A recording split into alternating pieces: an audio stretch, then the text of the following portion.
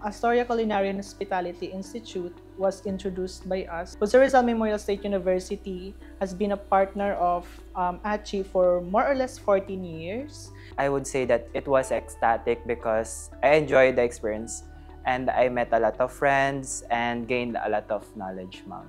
Binigay sa akin yung full potential ko eh. Nag-growth po talaga ako dito. Kung hindi dahil sa kanila po, wala po ako sa kinalalagyan ko ngayon. The most valuable skills that I've gained in terms of training here in Astoria is my communication skills. I was able to level up my communication skills and I was able to communicate efficiently with guests and other peoples.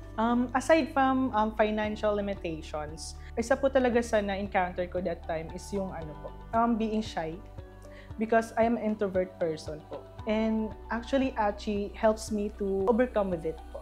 My message would be they are on the right path na piliin si Astoria ACHI as their training center kasi Astoria ACHI will give you more knowledgeable things but at the same time, mag-enjoy din naman sila dito. So sa Astoria ACHI team, thank you so much po talaga. Dahil sa inyo po, nag-give ko po yung best ko. Not only my work, dahil sa inyo po is na-enhance po yung skills ko, yung knowledge ko. Kaya sobrang papasalamat ko po sa inyo, sa buong Astoria team. Maraming salamat po.